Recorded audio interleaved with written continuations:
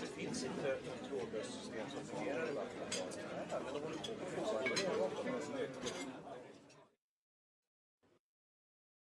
All right, and we're back having some lunch. It's Gerald Glassford. Thanks so much again for joining us. Truly appreciate it. It is, of course, the Lakers Fast Break. Go ahead and check out what we're doing today at the Lakers Fast Break. Also, as well, Pop Culture Cosmos, the pop culture show that I do twice a week, every week. I have been doing since 2016, wherever you get your podcasts. In fact, if I didn't do the Pop Culture Cosmos, I wouldn't be doing the Lakers Fast Break. That's right. This latest episode, we cover Xbox VR, F1, Death Stranding 2. So go ahead and check it out each and every time out right there at the Pop Culture Cosmos. My good friend Stone Hansen is here. Go ahead and support him on the Twitter at report_court and Stone Hansen, blah, blah, blah, blah, blah, Blue Sky. I don't know.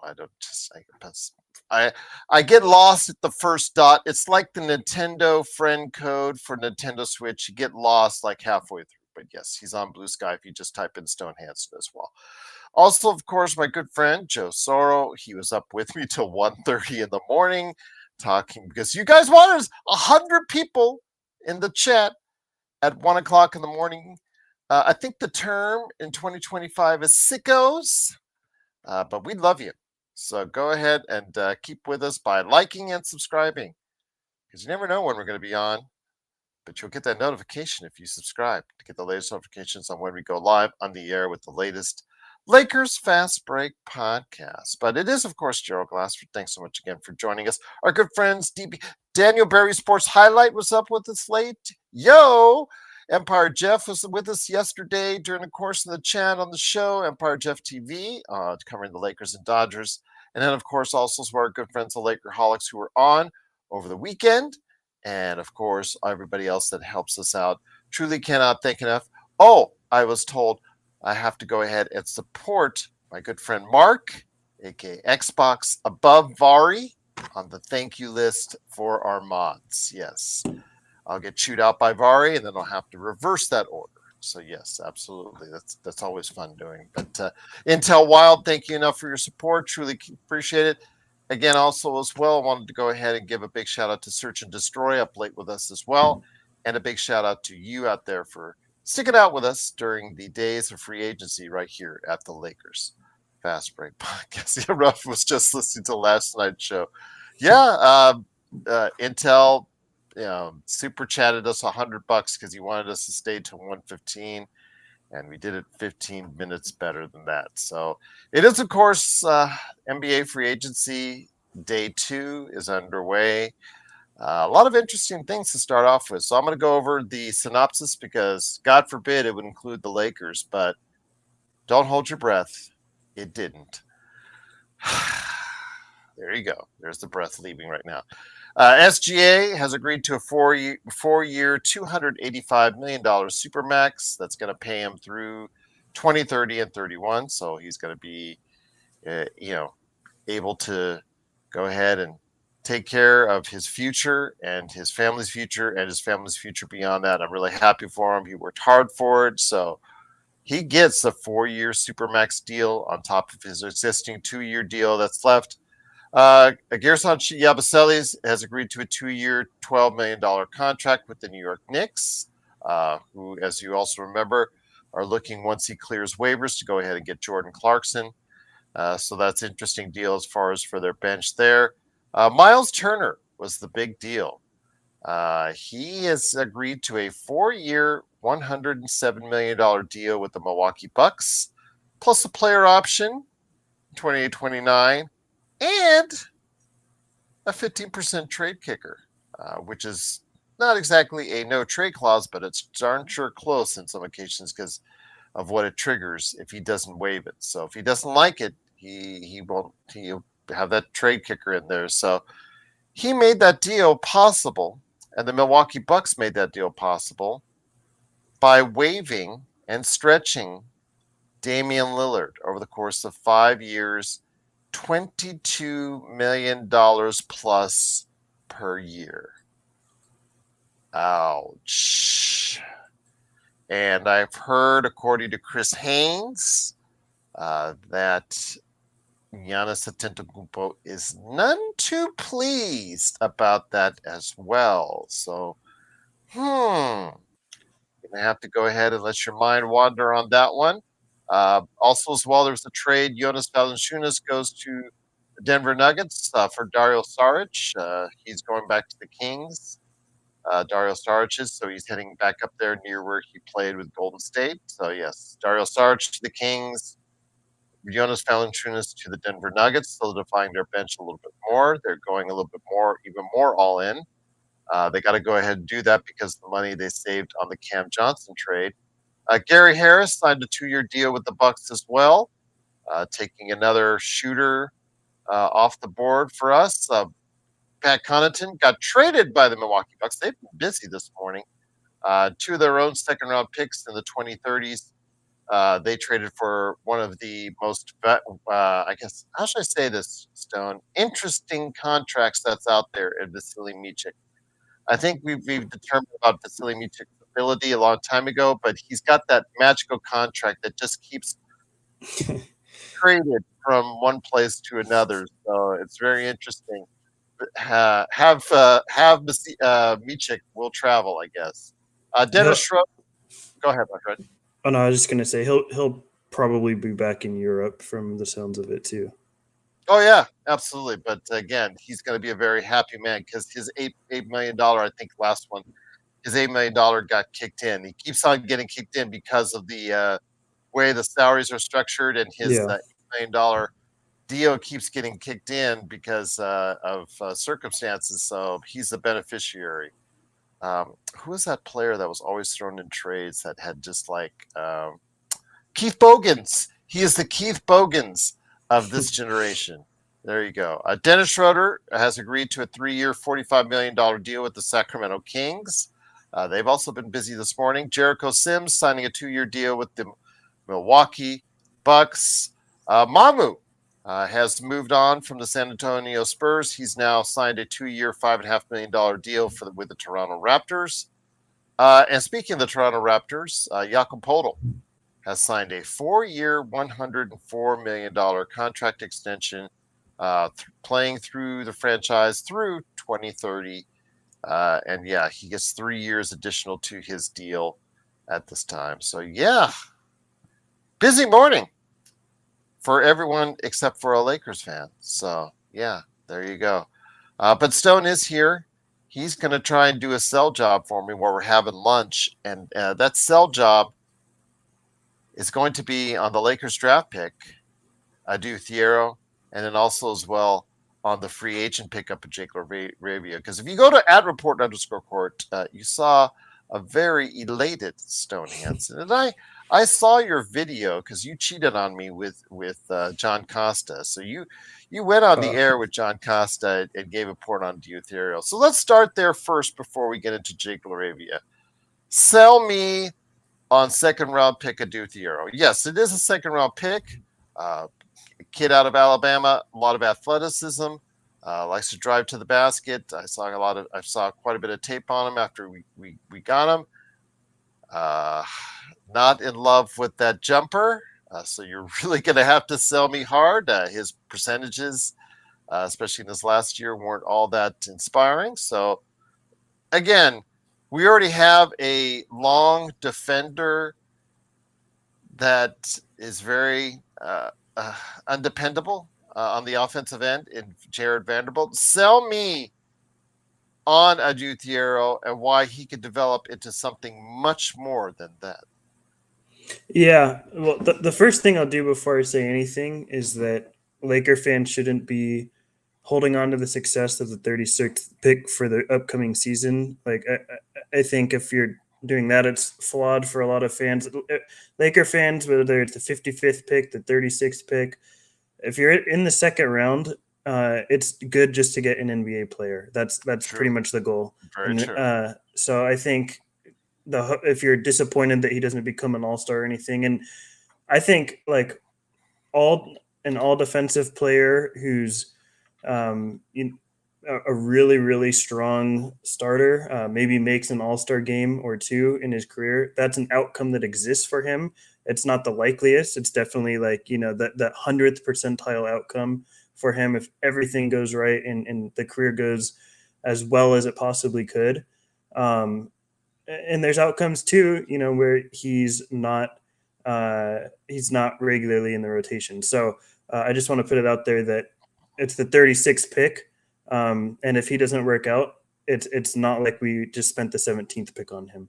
Well, as you know, the Lakers are starving, so any type of bench production. So I understand their heart when they want this pick to go through. But you're right, the statistics bear itself out with the second round as far as the number of players that become rotation players in the NBA. Look at the Lakers. I mean, Maxwell Lewis, who you were high on, never really got an opportunity with the Lakers. Unfortunately, his career is now in flux because he was waived by Brooklyn after sustaining a major knee injury. Max Christie, we've been all over the place with Max Christie on that one. I think at some point he is a rotation player for Dallas, and I believe that's worked out as far as a second round pick is concerned.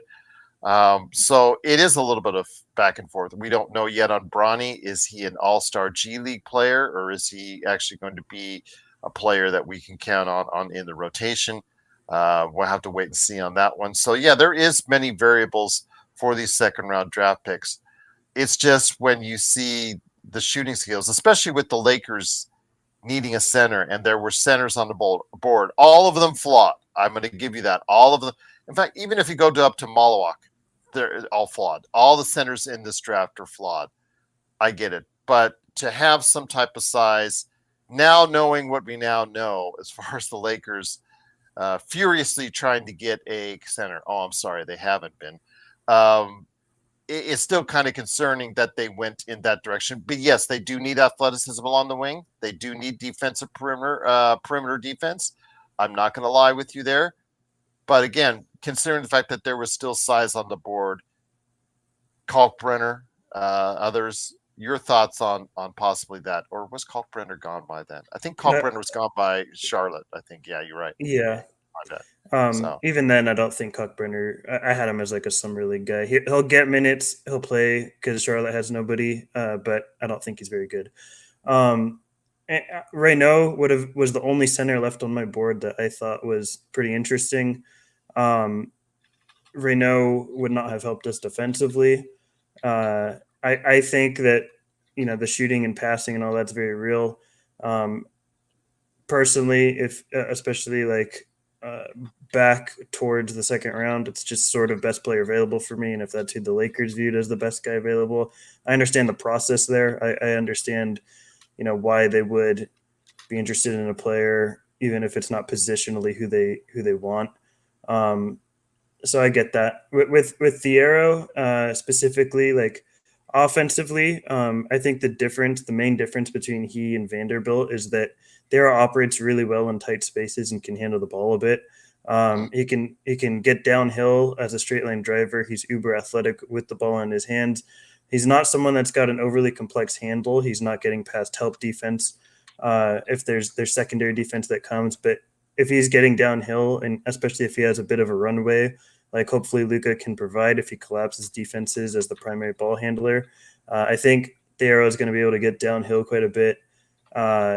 And once he's extremely strong. He's great off of 1 or 2 feet athletically. Dunks really, really hard, can get to the line. And, the free throw shooting isn't great because the touch isn't great, but just drawing fouls in general is a positive for an NBA team. If you can draw fouls consistently against opponents and get them in foul trouble, I think that's still a plus regardless of the free throw shooting, which I don't think will be great, but I don't think it's going to be like Haka levels or anything. I do think that that operating in tight spaces is really important for a player like this when you're talking about defenders closing out on him. He's really good at recognizing foot angles and able to drive past them. Because of that, he can recognize which angles defenders take as they're approaching him, and because of that, can adjust as he gets towards the rim as a driver. I think that there's a lot there. He has all the micro skills to succeed as a slasher, despite not being someone that I wouldn't personally rely on to be a shooter. I think there's outcomes where maybe he becomes serviceable. I'm actually lower on those outcomes than some people. I don't think that the shooting is particularly encouraging. I would agree, and that's not something that I am drafting him banking on developing. If it does happen, that's great. But I think that um, the slashing is really offensively where it comes from. That a lot of the value, I should say. I think there's a lot of opportunity for him to be a really strong backdoor cutter. He has better hands than Vanderbilt, bigger hands too, actually. And I think that there's just a lot of the micro skills that he has that are necessary in that sort of role. I don't think connectively he's overly adept. He's not someone that's making a lot of connective reads. Making a lot of the connective passes. Defensively is interesting. I think he's one of the better containment defenders on the perimeter that was in this class. Something the Lakers severely lack, especially with Dorian Finney-Smith leaving. I'm sure we'll get to that too at some point. But I think we haven't really seen him in college in the sort of roamer defensive playmaker havoc role, but I think athletically he's in that realm that he can do that, where he's driving from one side of the paint to the other as a help defender, or he's really digging in hard at the nail. There's a lot of things there that I think defensively can use him in a multitude of ways, and I don't think he's the best against like guards. I think that he's not switching 1 through 4 necessarily. I think he's definitely more of like a 2 through 4 type of guy against burstier guards. I think he struggled a bit to stay in front of them, but against a lot of wings and strength-based creators, like if you're putting him against a lot of the best strength-based creators in the league, like Cade Cunningham, Jason Tatum, obviously he's not playing this year, but or even Luka, like in practice, like I think he's doing a pretty admirable job, at least on the Lakers specifically, as admirable a perimeter job as you can get on the Lakers with who they have as a containment guy. So that's I think pretty much the overall sell here with Thiero is that he's I think going to be a really competent slasher in the NBA, and this is the perfect context, right, where he's not somebody that's overly creating a lot.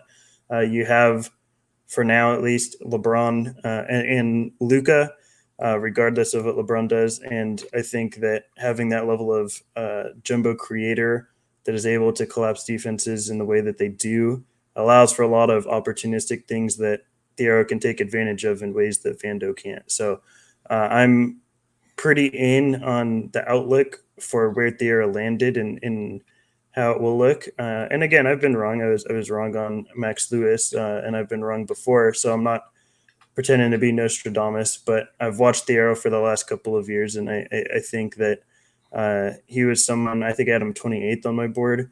He was someone I was fairly interested in, and I think that for the Lakers context specifically, he works fairly well. Once again, it is Stone Hansen. It is, of course, the Lakers Fast Break. Lunch with Stone Hansen. Go ahead and make sure you support him on the great show Upside Swings NBA Draft Podcast with him and the guys. Go ahead and talking about the NBA Draft. They are still doing so. Plus, I'm sure they'll be touching on the super deep at this point in time 2026 NBA Draft as well. Plus, also, of course, don't forget what he does at report_court on Twitter and Blue Sky at Stone Hansen, blah, blah, blah, blah, blah, as well. My friend, Legend of Experiment, had a question. I'm going to go ahead and ask in a different way because, yeah, that was a good idea, but I'm going to take a little bit farther. Do you think the Lakers should have gone out for a higher value center, considering that the center market is not that good? He suggested Malawak, but was there any center you thought in this draft that the Lakers should have maybe created a package for, or maybe just Austin Reeves, try to see how far you could trade him and see how far up the draft you could go? Was there a center you thought the Lakers should try to go all out for in this draft? Well, it's difficult figuring what's like. I wouldn't have traded Reeves for Malawak. That Malawak to me is not where he needs to be to justify trading Reeves at that point. I think there's better value out there for him. But I would have liked Malawak, sure. Like there's a lot of intrigue there that I would have had long term with him. But you have to remember too that it takes the old saying of it does take two to tango, right? Like how willing would Phoenix have been to actually move on from him? We don't know. That's an answer we'll probably never know. So there's centers in this class that would have been interesting for sure. Malawach, I liked Reno quite a bit, obviously.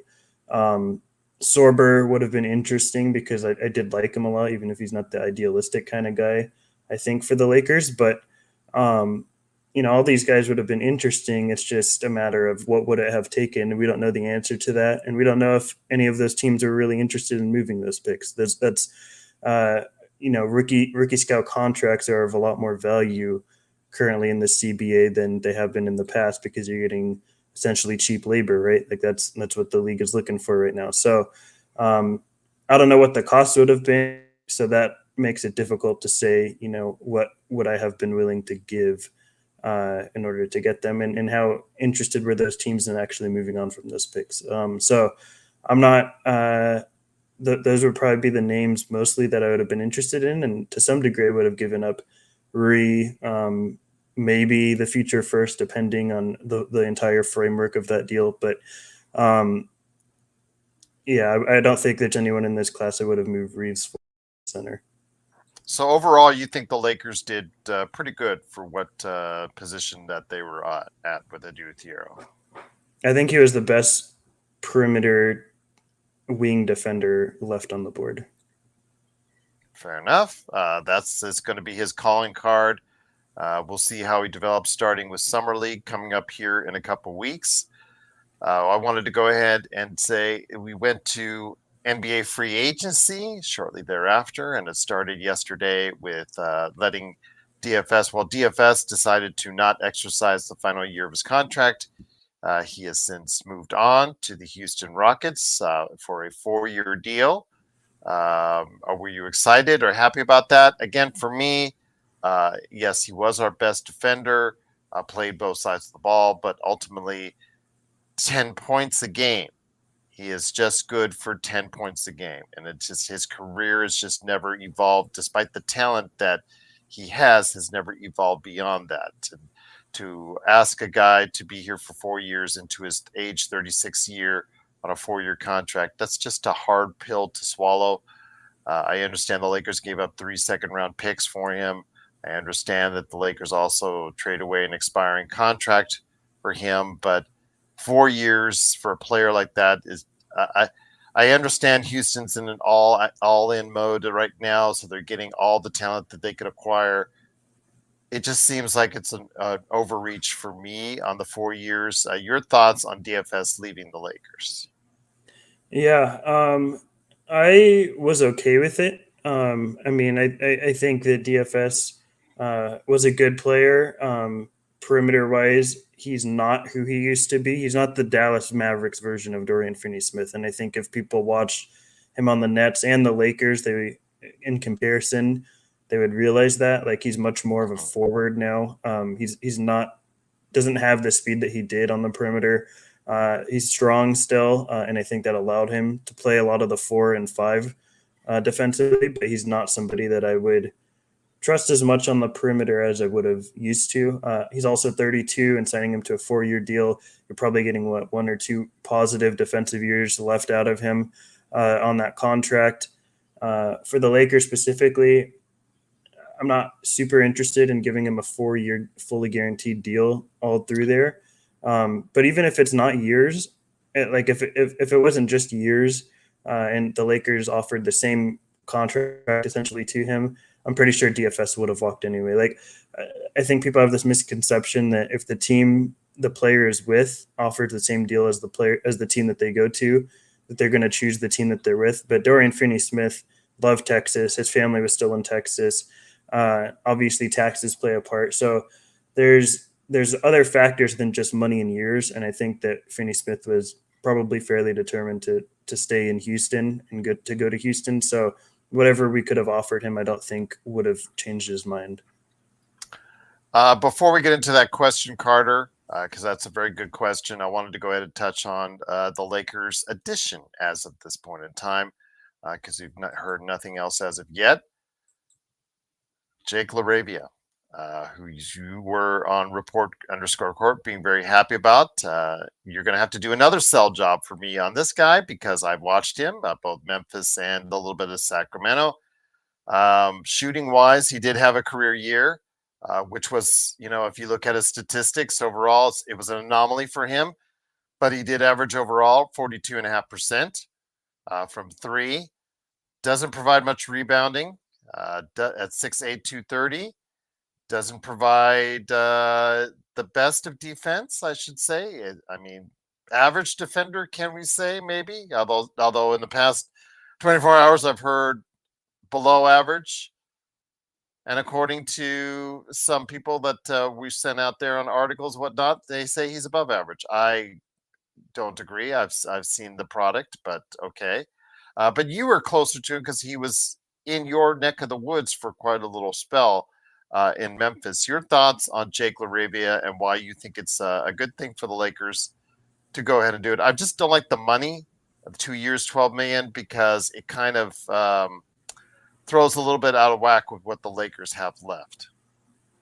So in terms of just the money in a vacuum, like I think that this is It's not great. an expensive. It's not an expensive Yeah, contract. If he flames out, you can trade it.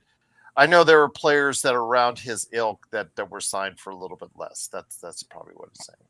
I think for me that so I'll start by saying I think there's a chance that this is an upgrade over Dorian Finney-Smith for half the price, and that to me is really really intriguing to me, and has me optimistic.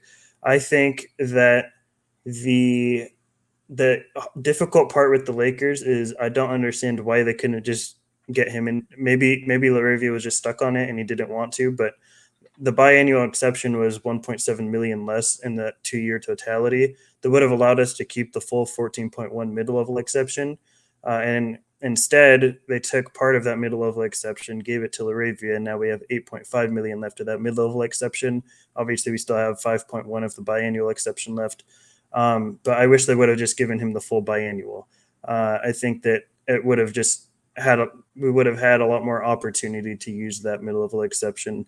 And I can't speak for the Lakers. I don't know how that negotiation went, but maybe LaRavia just you had to beat that Sacramento number, and that was what the Lakers could offer, and that's what it took. So I don't know. And obviously he's part of AMR agency with Austin Reeves. I think that pipeline is important for the Lakers because they are good at signing talent before the draft, and I think the Lakers recognize that. Um, what I'll say with LaRavia is that he took big steps in Memphis and continued them even further in the 15 games that he played with Sacramento. He's a really good shooter. I think I buy the development quite a bit. I think he is a good rebounder. I think he was in different contexts that it was difficult to establish himself as such when you're playing next to Sabonis and DeRozan, and then in Memphis, he was kind of stuck a lot behind. He was moved around a lot rotationally in a lot of different contexts where they had tons of different injuries. He'd play the power forward. He'd be the small forward. He'd be the lone center at times. And I thought when he was decent as a rebounder, but that's not really where you want him as a full-time guy. I think that the shooting is great. I think he took big steps as a playmaker. He's a good downhill driver, and because he's big and strong, there's a lot of mismatch opportunities there where he's bullying shooting guards and guys on switches. And I think that he's a good mismatch opportunistic guy that can take advantage of that getting towards the rim. And once he does that and draws help, he's really good at passing out of doubles on the move. I think that took a big step in the accuracy, but also the totality of vision he has when getting downhill. The defense is interesting because he's a different defender than Finney-Smith was, right? Like Finney-Smith is more so a guy as the low man, sometimes as the full-time five. Like that's just who Finney-Smith is now. LaRavia is more on the perimeter, and he's difficult because there's going to be a lot of times where he gets blown by on the perimeter, and I'm sure that's what you're referring to, and that's where he gets exploited, but there's also a lot of times where he's got really good hands on the perimeter. And against smaller guys where he has a larger reach, he's poking the ball away a lot. He's getting a lot of deflections. He's getting a lot of steals at the top of the key. So it is a bit of a give and take with him. Like I think that there's going to be times where you're really frustrated, but there's going to be times where he's creating offense out of that defense. So, there's less, I think, stability defensively than what Finney-Smith offered you. But I do think that there's more than just standstill shooting that the Finney-Smith offered you as an offensive player. I think LaRavia is a much better downhill attacker, downhill passer, and maybe even just a better shooter at this point in his career than Finney-Smith. So I think that there's a potential, while there is less stability defensively in terms of overall value and what he brings offensively, as well as the playmaking defensively, there's a chance that LaRavia might be an upgrade over Finney-Smith, especially over the next 2 years as Finney-Smith ages. And to get that at half the price, I think, is really good value. Once again, I'm on with Stone Hansen. Go ahead and make sure you check him out today with the Upside Swings NBA podcast. Also, as well, of course, at report_court on Twitter. I'm putting a poll up, so you guys let me know your thoughts on YouTube. Do you think the Lakers got better or worse this offseason? I'll go ahead and put it right there in the poll. You should be able to see it right now. I'm interested to see the results of that, and so I'll leave it up there for a little while. Stone, again, Jake LaRavia, you're very high and confident on his abilities, so I'm happy for you on that. I not so much because, again, what I saw, I was not overly impressed with, but he is young and still can develop, so that's in the favor of him. So what do the Lakers go out and do now? They still have a gaping hole in the center position. And otherwise, if you want to start Trey Jameson, back it up with Christian Koloko. Yeah. Your thoughts on it? I mean, all speculation is leading to the Lakers getting DeAndre Ayton, who, if he signs a contract with the Lakers or anyone else, I don't know how he, makes up. He's not going to make up. Probably not going to make up for all the money that he got bought out for, but it is about $10 million roughly, I believe, 9 or 10 million that he got bought out for. So close enough if the Lakers will be. Your thoughts on what happens to the center position? Because right now there's still a lot of things that Rob Pelinka can do to help improve this team. Will he do it? So it's difficult because the Lakers, the most frustrating aspect of LeBron is he doesn't just come out and say, I want to be traded. Like, just say it. Just give us a definitive answer, because that might be our best pathway to getting back, retaining a center in whatever deal that hypothetically might happen with him. In the past, LeBron's obviously applied pressure to the Lakers and done these sort of stunts to get himself what he wanted on the team. This is different. I think the Lakers are steadfast in wanting to build more youth around Luka, which I am for, extending your timeline so you don't wind up like the Milwaukee Bucks and having to waive, someone at 35 years old or 34 years old that is about to be 35. And I think that it's important to build a timeline that matches Luka and can grow and build with him. And not sacrifice everything to go for it for one last year for LeBron, because I don't think we have the assets to do so, right? Like hypothetically, I might be okay. I might be for that, but I don't think that we have the assets to even do that, even if we try. Like we can get better, sure, but I don't think we're going to get to contender status. So I think the best route to acquiring a center at this point would be through LeBron. Now, the best remaining free agent is obviously DeAndre Ayton. In terms of what most people view. And I would agree, just because the center position is so lackluster currently in the free agent market. So by default, I would say Ayton is that. And I wouldn't mind Ayton for a 1-year deal. Like, he's certainly an improvement over Jackson Hayes if we were to bring him back. And then, like you said, the two ways with Koloko and Trey Jameson. But Ayton is not very good. Like, Laker fans, I think, they're so enamored by the fact that a center that is not just complete garbage is available. But Ayton is not that good. Like he's much worse than people tend to think. He's got obviously the Trailblazers article came out and the Athletic. That's not a surprise to anybody that knows anything about Ayton, where he doesn't have the strongest motor, the strongest work ethic. It wavers from time to time. And, this is a contract year. If it's a 1 year deal, I'm okay with Ayton. And I'm not expecting him to be all that more than just like a fine serviceable center that's going to have a lot of frustrating aspects to defensive awareness and things of that nature, where the motor does wane quite a bit. Like I don't think Ayton is your long-term answer is what I'm trying to say. He's not someone that you get him and then you're like, okay, this is the center we can build around Luka for the long term. I don't think Ayton's that. I think he's fine as a 1 year center, and that's probably the best option that we have in free agency. But I tend to think that trade is the best way to get our center. If we want a center that is better than Ayton, I think we're going to have to go out and trade him. I don't know what that looks like. There's so much up in the air because we don't know whether LeBron is here long term, because it's almost like a catch-22, right? LeBron wants to see what the Lakers are doing to see if we can become the contender status that he wants to win another championship. But the best way to doing that is through trading LeBron.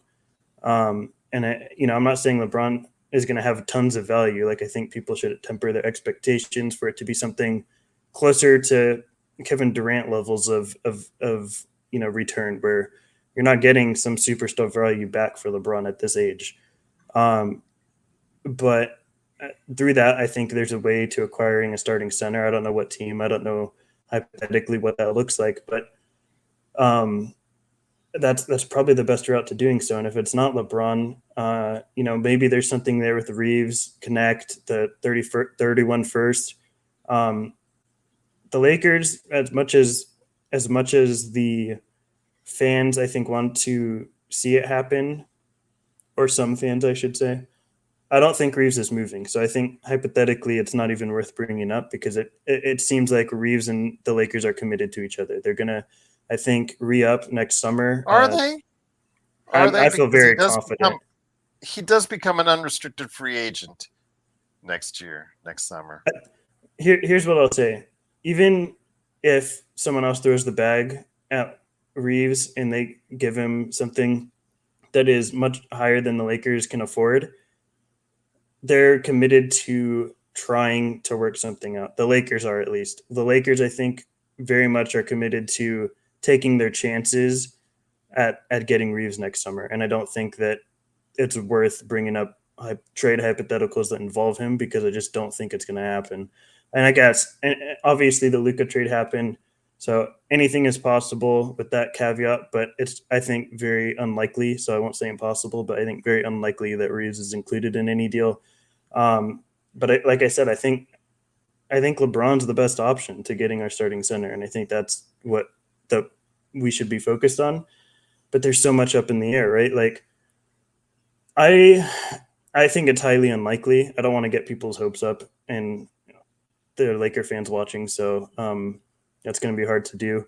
But like if Giannis were to say, I want to be a Los Angeles Laker and ask out, and that's the only team he gave to the Bucks, like I think it would be difficult for me to not see the Bucks acquiescing to that after everything Giannis did for that franchise, and to make that happen. And LeBron, I'm sure at this point, LeBron has a list of teams. If it gets to the point where LeBron wants to fully ask out, he has a list of teams he wants to go to 100%.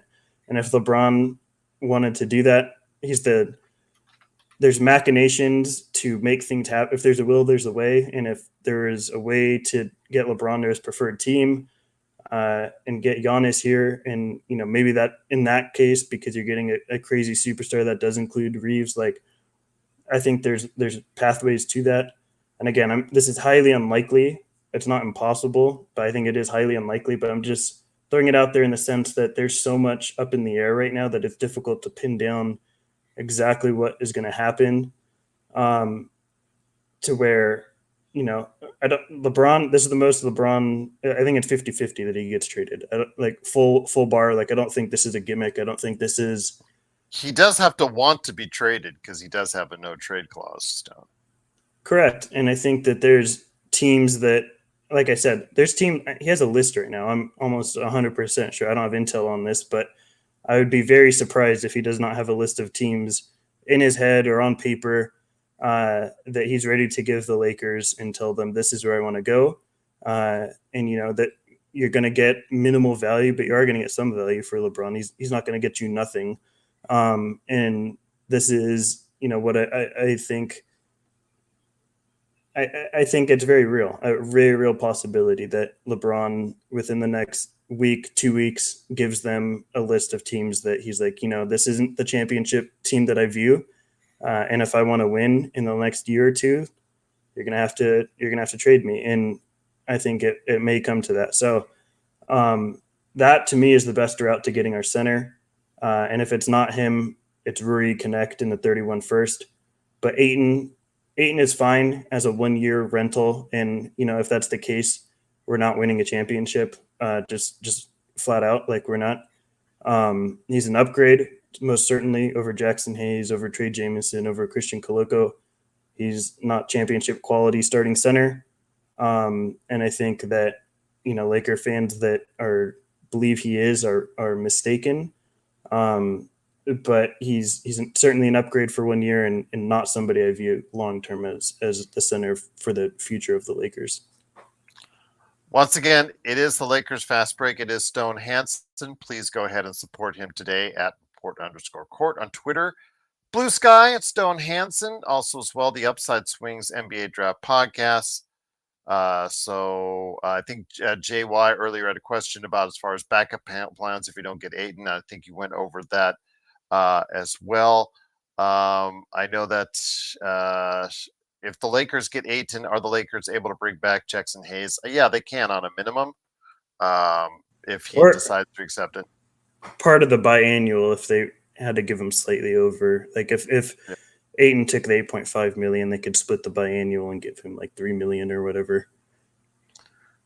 This is true. So yeah, good questions out there, Carter, Cadillac, with some good points as well. Stone, why is the center market so bad, according to Carter? Is there a reason for the spacing in the current NBA or something? We also have to remember 26, a lot of teams, a lot of players will be available and have a lot of available cap space. A lot of teams and players were targeting the 26 and 27 seasons when they knew for sure that the new CBA and the new TV money, more importantly, would be affected by it. Go ahead, Stone. Yeah. I think my working theory, and I've thought about this quite a bit, is that I think the NBA bigs are back in vogue a bit. At least one big lineups, right, where you're not playing as much. Sometimes two big lineups. Sometimes two. It takes a very specific skill set to make that work, and it's very rare. But it is more frequent than it was at a point. You're seeing less of the full time lineups where you have, your Finney Smiths at your full time center position, or even Kevin Durant's. Like, I think this small ball revolution still has its place within certain points throughout the NBA season and even into the playoffs at certain points, but not to the amount of length that it currently did, and because of that, just doesn't have the same value. And I think bigs, like real bigs, are more valuable than they used to be, and teams are holding on to them tighter. There's not a ton of them, to be honest. Like there was a point, I would say 5-6 years ago, where backup centers were plentiful, very easily replaceable. It didn't take much to get someone that could play 10 minutes a night for you. As we've seen with the Lakers the past few years, that just because you're big doesn't mean you can be a full-time backup. And I think that Lakers have had to figure that out the hard way. I think it's a supply and demand issue, right? The demand is extremely high. The supply is as low as it's been over at least the last decade, maybe longer. There's not a ton of supply for the amount of demand, which is the biggest demand of any position currently, right? Every team, not every team, I should say, but a lot of teams are looking for backup centers. A lot of teams this year are looking for starting centers, and the starting centers on the market are going to be aged out in a year or two, right? Like your Clint Capella's, he's not starting in Houston, but Brooke Lopez, like quality backups here will be getting spot starter minutes. Like these guys there's going to be less of them, right? These guys are going to fade out, and in the market for established centers is going to be less and less until these younger guys establish themselves more. So I think the Lakers are in a predicament where they, more than probably any team right now, apart from maybe the Celtics and the Pacers, uh, are in need of a center, and the demand is so high and the supply is so little, and the Lakers have very thin amount of assets to spend without LeBron, at least, to acquire one, that it's really difficult to make happen. So uh, like I, I'm sure I'm sure that there's better pathways to getting a center than what has currently gone on, but I don't doubt that the Lakers are scouring the market trying to get one. The issue is you have to get one with Luka that is a defensive anchor and also a lob threat. There's not a ton of those guys, so that immediately narrows your field, right? The supply even gets thinner, and then out of that, you have to say, okay, which teams are actually willing to move off of those guys? And from there, it gets even thinner, right? It thins out even more. So there's very limited amount of these guys that the Lakers can pick from that they have assets to even acquire. So the team has to, first of all, be willing to move off of that player. And the Lakers have to have enough assets to even get them because the demand is so high. So, yeah, I don't know what the answer is. I don't know what it's going to look like. There's a lot up in the air still with the NBA. So I think we're going to have to wait and see it play out for a little bit. But it's a difficult job that Rob has to do, but very obviously Rob has to get it done. Like the Lakers cannot go into this season with Trey Jamison as your starting center. I like Trey Jamison, but he cannot be your starting center on any NBA team. So, it has to get done one way or another. And all the responsibility and the weight is on Rob's shoulders, especially as this new ownership comes in. This is his last real chance to prove to them that, that keep my job, basically, right? Like this is the last chance that he has where he's not under this ownership, that he can prove to them that, I'm worthy of the position that I'm in. And if it doesn't end with them getting a full-time starting center, I think it's going to be a really difficult sell for him. So that's sort of where I'm at with all this. Once again, it is Stone Hansen. Please go ahead and support him today on the Upside Swings NBA Draft podcast with the guys out there. Plus, at report underscore court on Twitter. And then, of course, also as well on Blue Sky at Stone Hansen as well.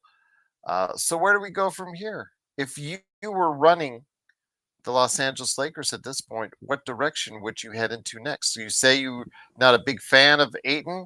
What direction would you go to get quality players around Luka sooner rather than later?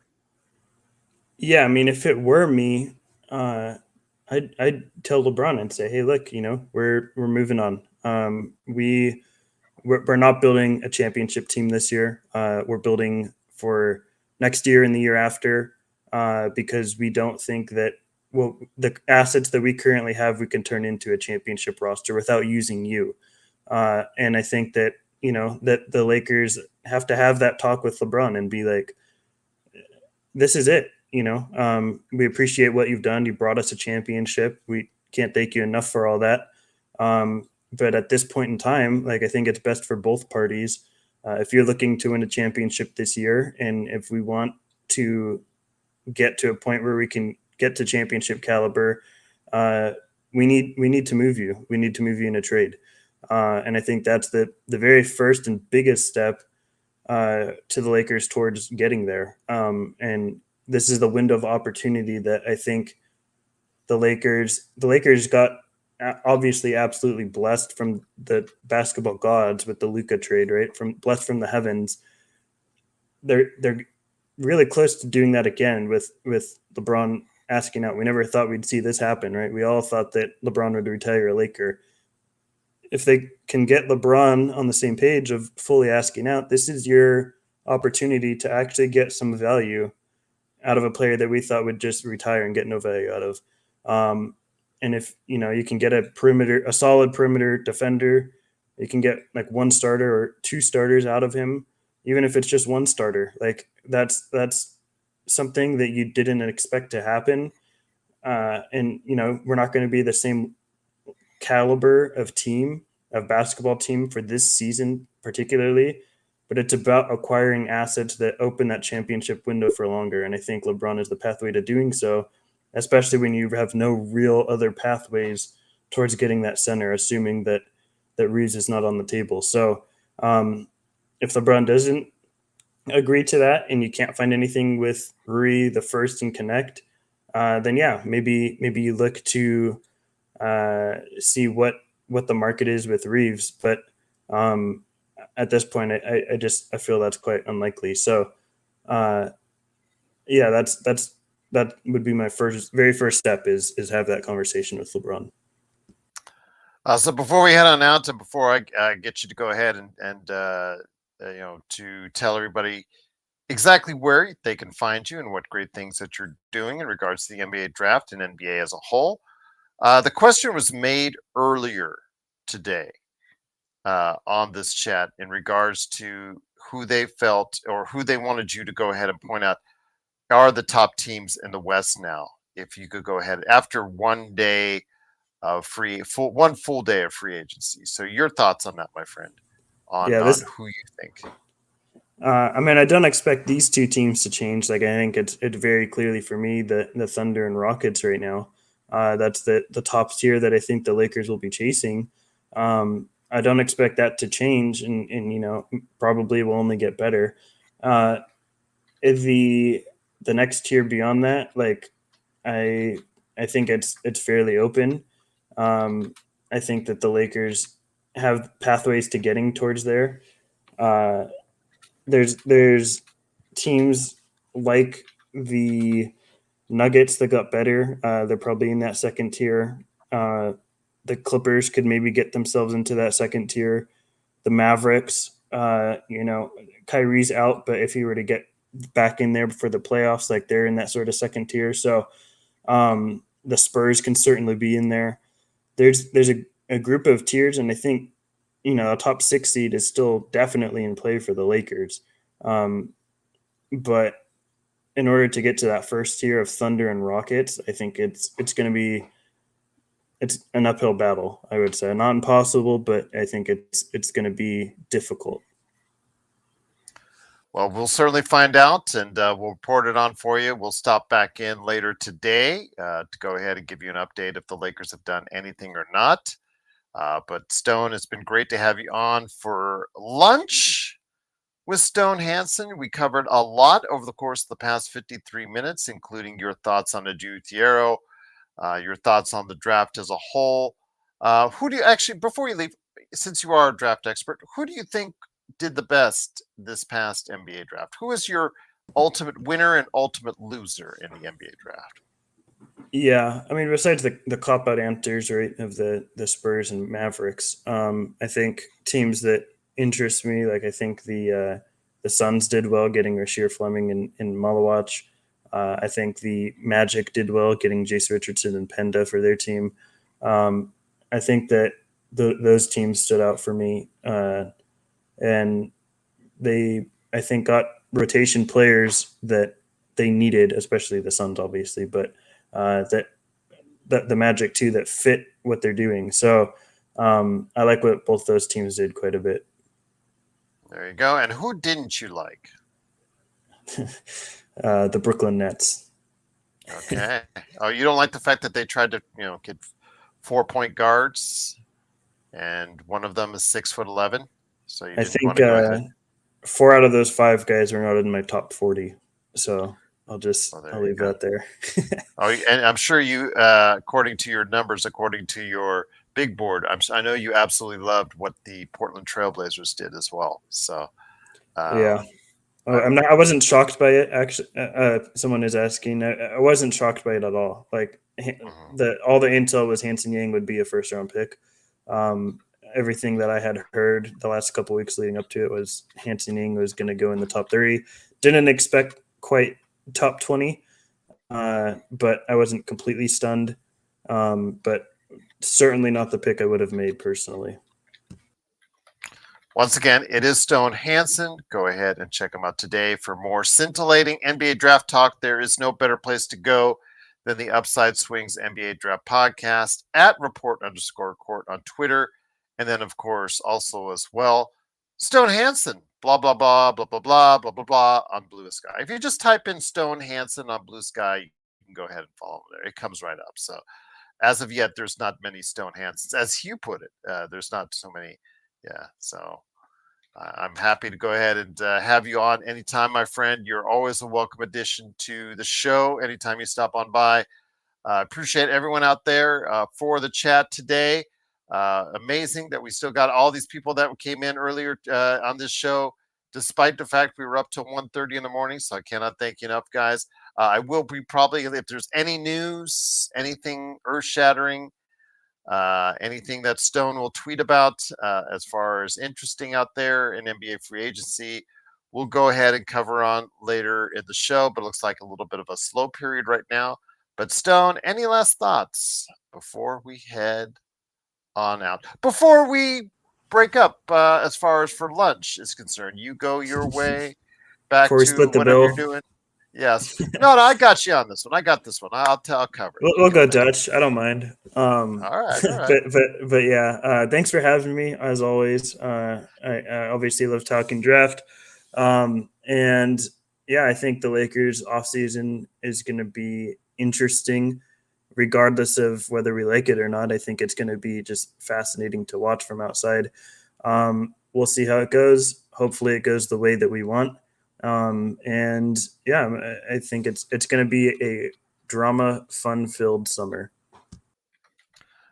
Great question, Blue. Who is going to pick up Dame?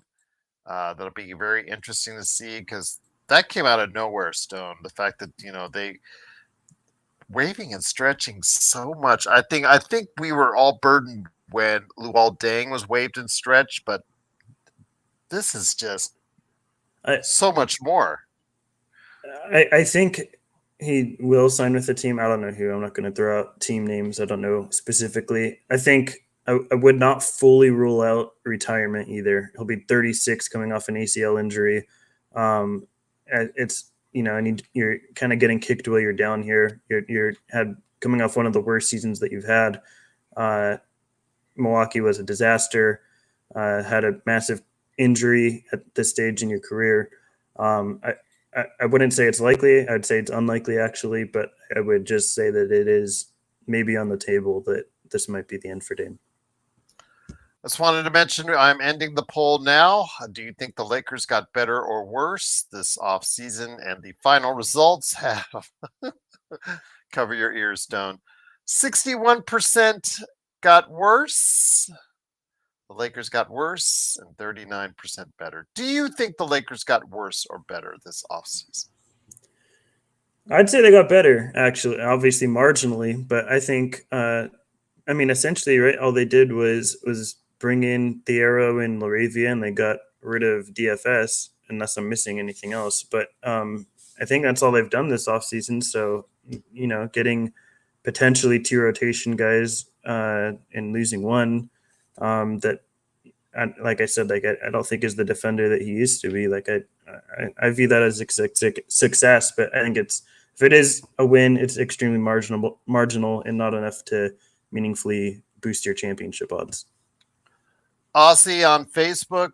If you get a chance, I answered your question. I didn't see it the first time around, so I did answer it on my thoughts on Adou Thiero and as far as the grade I give it. But I did want to mention before we go, Parade on Figueroa on Twitch asked about Johnny Juzang because he was let go by Utah Is he a viable option for the team at this time, Stone?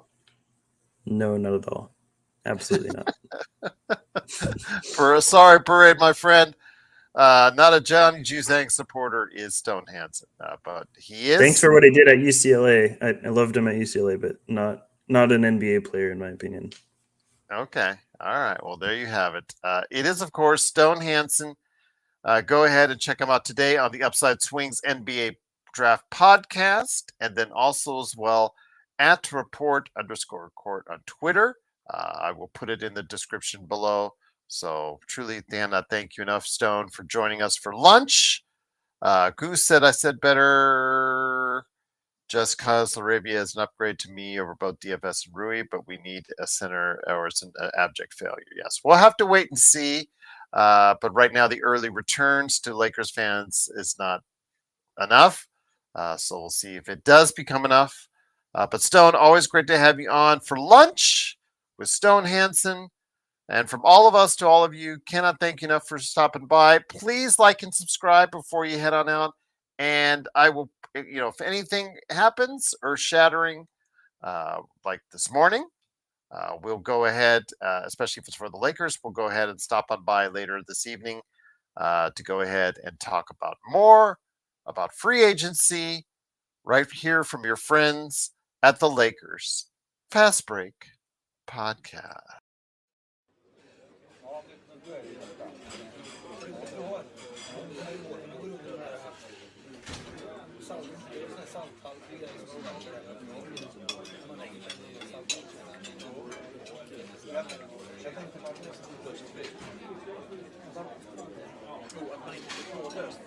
Det finns inte två lösningar som fungerar i varje fall.